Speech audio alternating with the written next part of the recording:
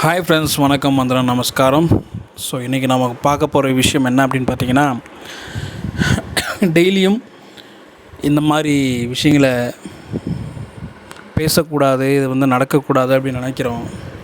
ஆனால் மறுபடியும் இந்த மாதிரி குற்றங்கள், அதுவும் குறிப்பாக பார்த்திங்க அப்படின்னா பெண்களுக்கு எதிரான குற்றங்கள், பெண் குழந்தைகளுக்கு எதிரான பாலியல் சீண்டல்கள், இதுதான் நடந்துக்கிட்டே இருக்குது. நேற்று நடந்த ஒரு விஷயம் ரொம்ப ஒரு மனசாட்சியை ஒழிக்கிருச்சுன்னு தான் சொல்ல முடியும். நம்ம ஏற்கனவே நேற்று நம்ம வீடியோக்களில் பார்த்தோம். கிருஷ்ணகிரியை சேர்ந்த அந்த 13 வயது மாணவியை 3 ஆசிரியர் அறக்கப்பெழுக பாலியல் தொந்தரவு கொடுத்துருக்குறானுங்க. அதுக்கப்புறம் திருச்சி மணப்பாறைப்பட்டியை சேர்ந்த 4ஆம் வகுப்பு மாணவிக்கு பாலியல் தொல்லை கொடுத்துருக்காங்க. அந்த பள்ளியோட தாளாளரோ முதன்மை செயலாளர் அவருடைய கணவர். நேற்று நடந்த ஒரு விஷயம் என்ன அப்படின்னு பார்த்தீங்கன்னா, இன்னொரு முக்கியமான விஷயம் என்ன அப்படின்னா, ஒரு கர்ப்பிணி பெண்ணுக்கு நடந்த ஒரு விஷயம். அதை பற்றி தான் இந்த வீடியோவில் டீட்டெயிலாக பார்க்க போகிறோம். ரொம்ப கேவலமாக போயிட்டுருக்கு பெண்களுடைய பாதுகாப்பு இன்றைக்கி தமிழகத்தில். வாங்க வீடியோக்குள்ளே போகலாம், டீட்டெயிலாக போய் பார்ப்போம். அதுக்கு முன்னாடி என்னுடைய சேனலை சப்ஸ்கிரைப் பண்ணாமல் இருந்தீங்கன்னா சப்ஸ்கிரைப் பண்ணிடுங்க. பக்கத்தில் இருக்க அந்த பெல் பட்டன் கிளிக் பண்ணிங்கன்னா அப்போ தான் நான் போகிற வீடியோ அடுத்தடுத்து நோட்டிஃபிகேஷனாக வரும். வாங்க வீடியோக்குள்ளே போகலாம். ஓகே ஃப்ரெண்ட்ஸ், எல்லாருமே விரும்புகிற ஒரே ஒரு விஷயம், இந்த இந்தியாவில் சுதந்திரம், உண்மையான சுதந்திரம் எப்போ கிடைக்கும் அப்படின்னா, பெண்கள் நைட்டு 12 மணி 1 மணிக்கு நடுராத்திரியே தனியாக போனால் கூட சேஃப்டியாக என்றைக்கு வராங்களோ அன்றைக்கி தான் இந்தியாவுக்கு சுதந்திரம் அப்படின்ற மாதிரி சில கோட்பாடுகள்லாம் நம்ம எடுத்துக்காட்டுகளாக நிறையா பார்த்துருக்கலாம்.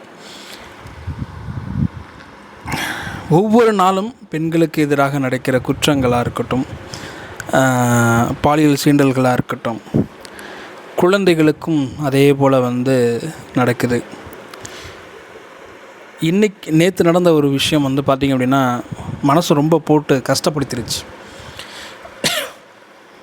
நேற்று நடந்த விஷயங்கள்லாம் பார்த்திங்க அப்படின்னா ரொம்ப என்னடா அது இவ்வளோ கேடுகட்ட ஒரு சமுதாயத்தில் தான் நம்ம வாழ்ந்துட்டுருக்கோமா அப்படிங்கிற ஒரு எண்ணத்தை உருவாக்குது.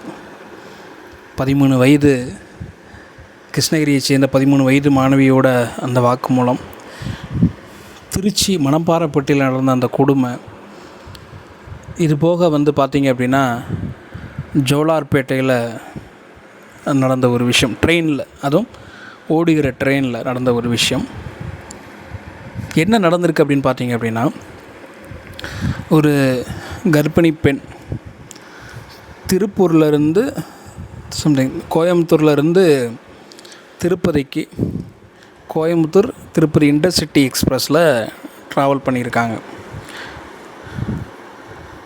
தன்னுடைய தாயார் வீட்டுக்கு. அப்படி போயிட்டுருக்கப்போ அவங்க பயணம் பண்ண அந்த பெட்டி பார்த்திங்க அப்படின்னா பெண்களுக்கு வரையான பெட்டி, பெண்கள் மட்டும்தான் பயணம் செய்யக்கூடிய ஒரு பெட்டி. இந்த பெட்டி போயிட்டுருக்கு. இது நடந்த டைம் இரவு கிடையாதுங்க, பட்ட பகலில் நடந்த ஒரு விஷயம்.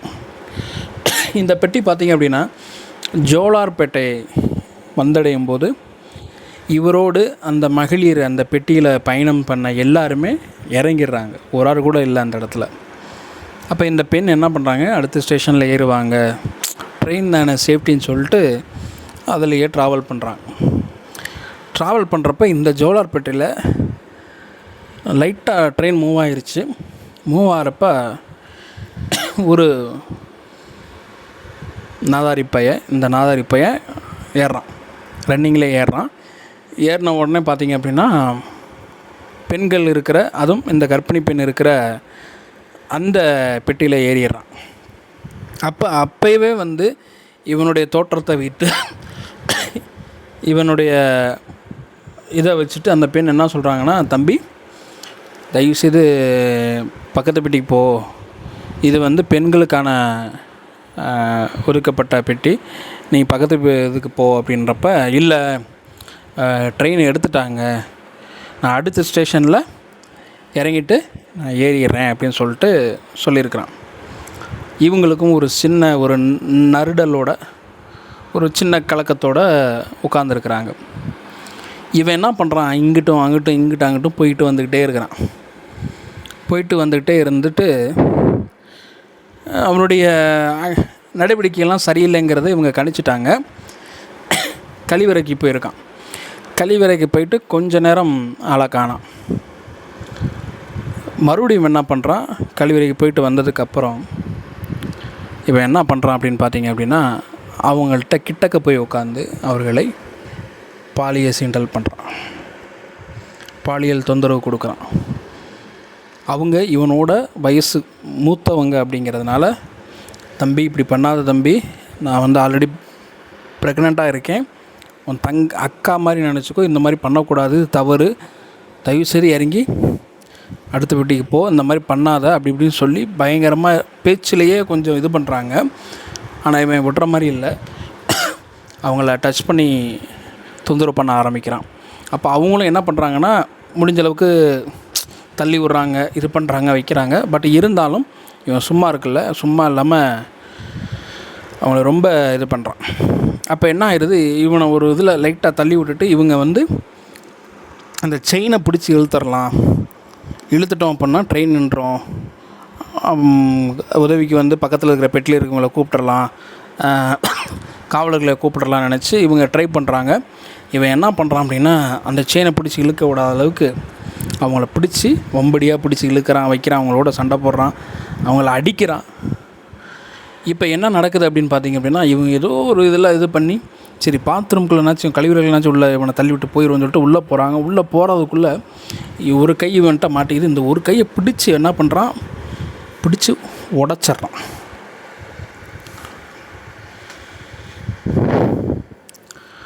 கர்ப்பிணி பெண்ணுன்னு பார்க்காம, ஒரு பெண்ணுன்னு பார்க்காம அந்த நாதாரிப்பைய அந்த அம்மாவோட அந்த பெண்ணோட அந்த கையை உடச்சிட்றான். உடச்சிட்டு மறுபடியும் அவங்களோட தொந்தரவு பண்ணுறான் அவங்கள.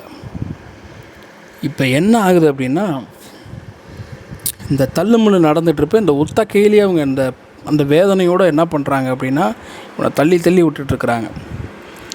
அப்போ என்ன ஆயிடுது, ட்ரெயின் கொஞ்சம் ஸ்லோவாகிற மாதிரி இருக்கிறப்ப இவன் என்ன எதிர்பாராதமாக இவன் வந்து பிடிச்சி தள்ளி விட்டுறான். ஓடுற ட்ரெயின்லேயே அவங்கள பிடிச்சி தள்ளி விட்டுறான். தள்ளி விட்டு ஆள் எஸ்கேப். பகலில் நடக்கிற விஷயங்கிறதுனால அந்த பகுதியில் இருக்கிற அந்த பராமரிப்பு பண்ணிக்கிட்டு இருக்கிற அந்த ரயில்வே ஊழியர்கள் அதை பார்த்துட்டு உடனே வந்து பார்க்குறாங்க. இந்த மாதிரி இந்த கைகால் காயங்களோட கொஞ்சம் ஒரு சுயநனவோடு இருக்கிறாங்க. அவங்களுடைய ஹஸ்பண்டோட நம்பரை கொடுக்குறாங்க. அவர் பேசுகிறாரு. அவர் பேசி இந்த மாதிரி நடந்திருக்கு அப்படின்னோடனே அவர் சொல்லி தான் தெரியுது இவங்க வந்து கர்ப்பிணி பெண் அப்படின்ட்டு. உடனே என்ன பண்ணுறாங்கன்னா, அந்த பக்கத்தில் இருக்கிற அந்த ஹோட்டல்ஸ் அந்த வேலையை பார்த்துக்கிறவங்க எல்லாருமே வந்து அந்த பெண்மணியை பாதுகாப்பாக வந்து ஆம்புலன்ஸில் ஏற்றி ஹாஸ்பிட்டலுக்கு அனுப்பிடுறாங்க. இந்த விஷயம் காவல்துறையினால் வழக்கு தொடரப்படுது. வழக்கு தொடர்ந்து என்ன பண்ணுறாங்க அப்படின்னா, இவன் வந்து ஜோலார்பேட்டையில் ஏறினா அப்படின்னு சொல்லிட்டு அவங்க வாக்குமூலம், அவங்க அந்த டீட்டெயில்ஸ்லாம் சொல்கிறாங்க. இந்த மாதிரி ஜோலார்பேட்டையில், அதாவது ரன்னிங் ஆகிட்டு இருக்க ட்ரெயினில் ஏறினா அந்த இதில் வந்துட்டு எந்த பெண்களும் இல்லை, ஜோலார்பேட்டையில் என் கூட பயணம் பண்ணியிருந்த எல்லா பெண்களும் இறங்கிட்டாங்க அப்படின்னு சொல்லிட்டு வந்து நான் முடிஞ்ச அளவுக்கு இது பண்ணுறேன், வைக்கிறேன், என்னால் முடியல அப்படி இப்படின்னு சொல்லி இதாகுது. சிசிடிவி இதெல்லாம் வச்சு பார்க்குறப்ப இவனை போலீஸ் வந்து தூக்கிட்டாங்க. இவன் எங்கே இருக்கான் அப்படிங்கிறப்ப இங்கே தான் இருக்கான் அப்படிங்கிறப்ப அவனை தூக்கியாச்சு. தூக்குனதுக்கப்புறம் அந்த நாதாரிப்பை யாருன்னு பார்த்தீங்க அப்படின்னா, அவன் ஏற்கனவே குற்றப்பின்னணி உள்ள ஒருத்தன். அது இதே மாதிரி குற்றப்பின்னணி, இதே இது மாதிரி ட்ரெயினில் வந்து ஏற்கனவே ஒரு பெண்ணிடம் வந்துட்டு ராபரியில் ஈடுபட்டிருக்கான். அது போக ஒரு பெண்ணை கொலை பண்ண வழக்கில் உள்ளே போயிருக்கிறான். அதுக்கப்புறம் மறுபடியும் ஃபீல்டில் வந்து இந்த மாதிரி ஒரு கேவலமான ஒரு விஷயத்த பண்ணியிருக்கிறான். என்னங்கடா நடக்குது உலகத்தில்? என்ன நடக்குது ஒன்றும் புரியல. இன்றைக்கி தப்பு பண்ணுறவன், இந்த மாதிரி கேவலமான விஷயம் பண்ணுறவன், கொலை பண்ணுறவன், நல்லா இருக்கிறவங்களுக்கு எதிராக பண்ணுற இவங்கெல்லாம் பார்த்தீங்க அப்படின்னா காலரை தூக்கி விட்டு தைரியமாக சுற்றிட்டு திடுறானுங்க. அப்பாவி மக்கள் வந்து டெய்லியும் இதே மாதிரி விளங்காதவங்களால், இந்த நாதாரி பயல்கள்னால் பாதிக்கப்பட்டுருக்காங்க. இந்த சட்டமும் இந்த கவர்மெண்ட்டும் யாருக்கானது? இந்த மாதிரி குற்றவாளிகளுக்கானதா இல்லை அப்பாவி மக்களுக்கானதா? தன் கர்ப்பிணி பெண் ஹஸ்பண்ட் வீட்டில் இருந்து என்ன பண்ணுறாங்க, அவங்க அம்மா வீட்டுக்கு போகிறாங்க. கிட்டத்தட்ட ஜோலார்பேட்டைக்கும் அதுக்கு அடுத்த ஸ்டேஷனுக்கு எவ்வளோ தூரம் இருக்க போகுது? அதில் இவ்வளோ விஷயங்கள் நடந்து அந்த பெண் இன்றைக்கி வந்து அவ்வளோ பலத்த காயங்களோடு இன்றைக்கி சிகிச்சைப்பட்டுருக்குறாங்க. நாடு எங்கே போயிட்டுருக்குன்னு ஒன்றும் புரியல எனக்கு. அந்த ஜோலார்பேட்டையில் ஸ்டேஷனில் போலீஸ் இருந்திருந்தாங்க அப்படின்னா, இவன் வந்து பெண்களுடைய பெட்டியில் ஏறும்போதே அந்த பெட்டியில் வந்து ஒரே ஒரு பெண் தான் இருக்காங்க, யாருமே இல்லைங்கிறப்ப ஏதாவது ஒரு இது பண்ணியிருக்கலாம். இல்லை அங்கே ஆள் இல்லை, ஓகே சரி ஓகே. இவன் அவ்வளோ தூரம் தவறுகளை பண்ணி பண்ணி பண்ணி பண்ணி உள்ளே போயிட்டு மறுபடியும் பெயில் வந்து மறுபடியும் உள்ளே போயிட்டு மறுபடியும் பெயில் வாங்கி இப்போ இந்த விஷயத்துக்கும் என்ன பண்ணுவான், உள்ளே போயிட்டு மறுபடியும் பெயிலில் வருவான், மறுபடியும் இன்னொரு விஷயம் பண்ணுவான். அது வரைக்கும் இதில் வந்து பாதிக்கப்படுறது யாருன்னு பார்த்தீங்கன்னா அப்பாவி மக்கள் தான். இல்லை நான் உனக்கு ஒன்றும் புரிய மாட்டேங்குது. இந்த கவர்மெண்ட்டு இந்த சட்டம் யாருக்கானது? இந்த மாதிரி குற்றவாளிகளுக்கு குற்ற பின்னணி உள்ளவங்களுக்கான சட்டமாக அது கவர்மெண்ட்? அது இல்லை இல்லை, இது அப்பாவி மக்களுக்கான ஒரு இது. மக்களுடைய பாதுகாப்பு இங்கே கேள்விக்குறியாகுது. ரயில்வே துறை, இந்தியன் ரயில்வே துறை அதிக லாபத்தை ஈட்டி தரக்கூடிய ஒரு துறையாக இருக்கிறப்ப ஏன் அந்த துறையில் அதிகமான காவலர்களை நீங்கள் நியமிக்க மாட்டீங்க? நானே நிறைய ட்ரெயின் பயணங்களில் நான் பார்க்குறேன். சில விரும்பத்தகாத இந்த மாதிரி போதை ஆசாமிகளுடைய பிரச்சனைகள்லாம் அதிகமாக நான் பார்த்துக்கிட்டு தான் இருக்கேன். ஆனால் வந்து யாரும் வந்து அதை கண்ட்ரோல் பண்ணுற மாதிரி தெரியல. ஈரோடில் கிட்டத்தட்ட ஒரு ஈரோடு பக்கம் அதே பக்கம் தான் நினைக்கிறேன், ஒரு 2-3 மாதங்களுக்குள்ளே இருக்கும். ஒரு போதை அம்சம் நள்ளிரவில் ஒரு முன்பதிவு செய்யப்பட்ட பெட்டியில் ஏறிக்கிட்டு அங்கே இருக்கிற பெண்கள் பெரிய ஆட்களோடலாம் சண்டை போட்டு கொலை மிரட்டெல்லாம் விடுறானுங்க. என்ன நடந்துக்கிட்டு இருக்குன்னு ஒன்றும் புரிய மாட்டேங்குது எனக்கு. இப்படிப்பட்டவங்கள நீங்கள் மறுபடியும் அவன் தப்பு பண்ண மன்னிச்சு இவன் வெளியே போனால் கரெக்டாக இருப்பான் வெளியே விட்டீங்கன்னா, இவன் ஒரு டைம் பண்ணலை 2 டைம் பண்ணலை, என்ன சேட்டை பண்ணியிருக்கான் பாருங்கள். வந்து இதே மாதிரி ஒரு பெண்ணை ட்ரெயினில் வச்சு ராபரி பண்ணியிருக்கான். மறுபடியும் ஒரு பெண்ணை கொலை பண்ணதுக்காண்டி உள்ளே போயிருக்கிறான். இப்படிப்பட்டவன் இந்த குற்றப்பணியில் இருக்கவனை அசால்ட்டாக ஜாலியாக வெளியே சுற்றிட்டுறானுங்க ஏகப்பட்ட பேர். இவன் மறுபடியும் என்ன பண்ணுவான், இந்த விஷயத்துலேயும் அவன் வந்து இந்த இதை தள்ளி விட்டுட்டோம்னா செத்து போயிடும், நம்ம தான் பண்ணோம்னு தெரியாது அப்படின்ற தைரியத்தில், அப்படி தெரிஞ்சாலும் நம்ம உள்ளே போய்ட்டு பெயில் வாங்கிட்டு வந்தாலும் தைரியத்தில் பண்ணுறானுங்க. என்ன எனக்கு ஒன்றும் புரியலைங்க, எனக்கு ஒன்றுமே புரியலை. இன்றைக்கி இருக்கிற சூழ்நிலை வந்து ஒவ்வொரு விஷயங்கள் நியூஸில் கேட்குறப்ப அதை பற்றி நாங்கள் பேசுகிறப்ப அவ்வளோ வேதனையாக இருக்குது. நம்ம ஃபேமிலியில் இந்த மாதிரி ஒரு ஆளுக்கு நம்மளால் தாங்கிக்க முடியுமா? தயவு செய்து இந்த ஒரு மனித உரிமைகள் கவுன்சிலுக்கு நான் ஒரு வேண்டுகோள் வச்சுக்கிறேன். நீங்கள் உண்மையிலேயே ஓகே தான், நீங்கள் பண்ணுறது அப்பாவி யாரும் தப்பான ஒரு இதில் தண்டனைக்குள்ளாயிடக்கூடாதுன்னு சொல்லி நீங்கள்லாம் பண்ணுறீங்க. நீங்கள் பண்ணுற அந்த ஒரு விஷயத்தில் இந்த மாதிரி நிறைய முள்ள மாதிரி நாய் வெளியே சுற்றிக்கிட்டு அப்பாவி மக்களை டிஸ்டர்ப் பண்ணிக்கிட்டு அப்பாவி மக்களை ஒன்றுமே தெரியாத மக்களை வந்துட்டு இது பண்ணிகிட்டு இருக்காங்களே, இதுக்கு ஏதாவது ஒரு முடிவு கொண்டு வாங்க. கடுமையான சட்டங்களை கொண்டு வாங்க. கவர்மெண்ட் வந்து கடுமையான சட்டங்களை கொண்டு வாங்க. மக்களுக்கானது தான் கவர்மெண்ட்டும் சட்டங்களும். தயவுசெய்து மக்களுக்கு வந்து ஒரு நம்பிக்கையை கொடுங்க. நம்ம சேஃபாக இருக்கும் அப்படிங்கிற ஒரு நம்பிக்கை கொடுங்க. ஒவ்வொரு நாளும் வர செய்திகளை கேட்கும் போடும்போது மக்கள் ரொம்ப மன ரீதியாக ரொம்ப பாதிக்கப்படுறாங்க, பதறாங்க.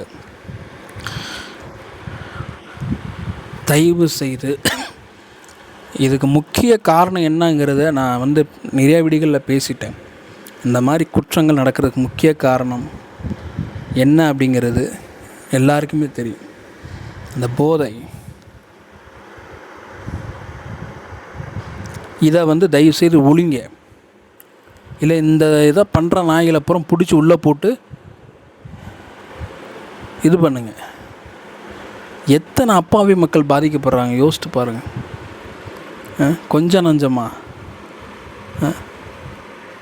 அவன் பாருங்கள், அவனுடைய குற்ற பின்னணி எடுக்கிறப்ப அவன் ஜாலியாக சுற்றிக்கிட்டு மறுபடியும் எவ்வளோ திமிருத்தனம் இருந்துச்சு அப்படின்னா, அவனுக்கு எவ்வளோ கான்ஃபிடென்ட் இருக்கும். இதெல்லாம் ஒரு விஷயம் பண்ணிவிட்டு மறுபடியும் பெயில் வெயிட்டு வெளியே வந்துடலாம் அப்படின்னு. எதுக்கு இந்த மாதிரி நாய்களுக்கு நீங்கள் இவங்க மாதிரி இருக்கீங்களுக்கு எதுக்கு நீங்கள் பெயில் கொடுக்குறீங்க? மறுபடியும் இந்த மாதிரி ஒரு அப்பாவி மக்கள் பாதிக்கப்படுங்கிறக்காண்டி கொடுக்குறீங்களா? எனக்கு புரியலைங்க. தயவுசெய்து இது மக்களுக்கான அரசா? இது மக்களுக்கு இப்போ பாதுகாப்பை கொடுக்கக்கூடிய ஒரு இருக்கிற சட்டங்களா? ஒன்றுமே புரியல எனக்கு. சென்னையில் பார்த்தீங்க அப்படின்னா ஃபேமிலியோட கிட்டத்தட்ட 2-3 பெண்கள் ப்ளஸ் ஒருத்தர் ஜென்ஸு காரில் போகிறாரு. பின்னாடியே துரத்திட்டு போய் வம்புழுக்கிறானுங்க. என்ன நடக்குதுங்க? ஒன்றும் புரியல. கர்ப்பிணி பெண்ணு ஒரு ட்ரெயினில் இருக்கும். என்ன சொல்லணும்னு எனக்கு தெரியல. இந்த வீடியோ பார்க்குற எல்லா பெண்களுக்கும் ஒரு வேண்டுகோள். தயவு செய்து நீங்கள் ட்ராவல் பண்ணுறீங்க அப்படின்னா, இந்த மாதிரி ட்ரெயினில் நீங்கள் போகிறீங்க அப்படின்னா நம்மளை சேவ் பண்ணிப்போம். அதுக்கப்புறமேட்டுக்கு கவர்மெண்ட்டு மற்ற விஷயங்கள் நம்மளை பாதுகாக்கட்டும். அதுக்கு நம்ம என்ன ப்ரிகாஷன்ஸ் பண்ணணுமோ அதை நம்ம ரெடி பண்ணிப்போம். இந்த மாதிரி விஷயங்களை பிரச்சனைகளை தவிர்க்கணும் அப்படின்னா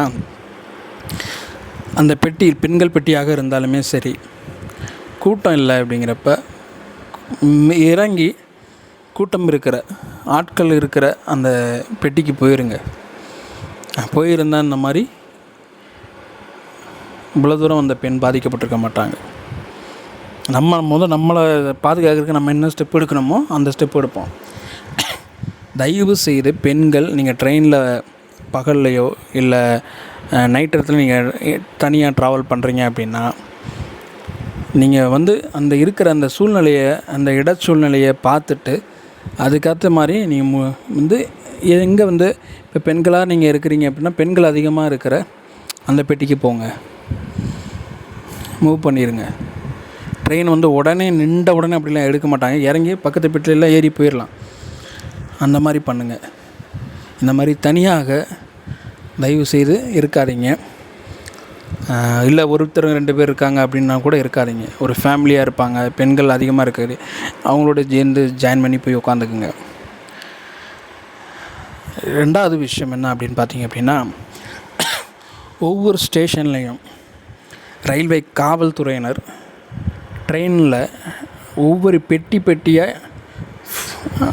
அந்த நமக்கு தெரியும்ல, அந்த போகிறப்பயே வந்துட்டு எந்தெந்த பெட்டியில் எத்தனை பேர் உட்காந்துருக்குறாங்க வைக்கிறாங்க, அது ரன்னிங்கில் நம்ம பார்க்கலாம். இல்லாட்டா நடந்தே நீங்கள் வந்து ஒரு ரவுண்ட்ஸ் போங்களேன். அங்கிட்டிருந்து ஒருத்தர் வர சொல்லுங்கள், இங்கிட்டிருந்து போங்க. பெண்கள் தனியாக இருக்கிறாங்க, இல்லை சந்தேகக்கூடும்படியான நபர்கள்லாம் இருக்காங்க அப்படின்னா அந்த பெட்டியில் போய்ட்டு நீங்கள் விசாரித்து அதை ஒழுங்குபடுத்தி வைங்க. இல்லை அந்த அந்த ட்ரெயினில் இருக்கிற டியூட்டியில் இருக்கிற அந்த போலீஸ்க்கு இன்ஃபார்ம் பண்ணுங்கள். இந்த மாதிரி இதில் வந்து கொஞ்சம் பேர் தான் இருக்காங்க, இல்லை சந்தேகிக்குரிய நபர்கள்லாம் இருக்காங்க, பார்த்துக்குங்க அப்படின்ட்டு. இன்னொரு விஷயம், அந்த பெண்ணுக்கு கொஞ்சம் ஷார்ட்டாக இருப்பாங்கன்னு நினைக்கிறேன். அதை ட்ரை பண்ணியிருக்கிறாங்க அந்த இதை பிடிச்சி இழுக்கிறதுக்கு. பட் பார்த்திங்கன்னா அது முடியல. ஆனால் இன்றைக்கி இருக்கிற நவீன ட்ரெயின்லலாம் வந்து பார்த்திங்கன்னா சுவிட்ச் மாடலில் தான் இருக்குது. வந்தே பாரத் இந்த மாதிரி ட்ரெயின்களில். அதே மாதிரி ஒரு சில புதிதாக இருக்கிற ட்ரெயின்லாம் அந்த மாதிரி சிஸ்டமாக கொண்டு வாங்க. அதை பிடிச்சி இழுக்கிறது, அது இழுக்க முடியுதா என்னான்னு தெரியல அந்த டயத்தில். ஏன்னா ஒரு ஆபத்துங்கிறப்போ உடனே இண்டிகேட் பண்ண முடியல. ஸோ அந்த மாதிரி விஷயங்களை பண்ணுங்கள். உடனே ரெஸ்பான்ஸ் பண்ணுங்கள். ஏன்னா இது போன்ற விஷயங்கள் நிறையா நடந்துக்கிட்டு இருக்குது ட்ரெயினில். டிக்கெட்டே எடுக்காமல் உள்ளே ஏறிக்கிட்டு, அது இந்த நார்த் இந்தியன்ஸ் பண்ணுற ஆட்டிலையும் பெரிய ஆட்டிலையும் போகிற போக்கில் இருக்கிற திங்ஸையும் எடுத்துகிட்டு ஆட்டையை போட்டு போயிடுறானுங்க. இந்த மாதிரி நிறைய விஷயங்கள் நடக்குது. ஸோ இதுக்கு என்ன இது கொண்டு வருமோ அந்த இதெல்லாம் கொண்டு வாங்க. சென்ட்ரல் கவர்மெண்ட்டாக இருக்கட்டும், ஸ்டேட் கவர்மெண்ட்டாக இருக்கட்டும், மக்களுக்கு பாதுகாப்பு, அதுவும் அப்பாவி மக்களுக்கு பாதுகாப்பு கண்டிப்பாக வேணும். தயவுசெய்து இந்த மாதிரி குற்றப்பின்னணி இருக்கிறவங்க இவங்களுக்கெல்லாம் வந்து தயவுசெய்து ஈஸியாக பெயில் கொடுக்காதீங்க. இன்னொரு முக்கியமான விஷயம், தண்டனைகள் கடுமையானால்தான் தான் குற்றங்கள் குறையும். அதை தயவுசெய்து கருத்தில் கொண்டு இந்த மாதிரி கடுமையான தண்டனைகளை கொடுங்க. அப்போ தான் பயம் இருக்கும். இன்னொரு முக்கியமான விஷயம், கையெடுத்து கும்பிட்றேன், இந்த போதைப் பொருட்கள் புழக்கம் இருக்குல்ல, தயவுசெய்து அதை கட்டுப்படுத்துங்க. பாதிக்கப்படுறது ஒன்றுமே அறியாத அப்பாவி மக்கள். ஸோ தயவுசெய்து ஸ்டெப் எடுங்க அப்படிங்கிறத கேட்டுக்கிறேன். இதை பற்றி நீங்கள் என்ன நினைக்கிறீங்களோ கமெண்ட்ல வந்து சொல்லுங்கள். பார்ப்போம். இது இன்னொரு வீடியோவில் சந்திப்போம்.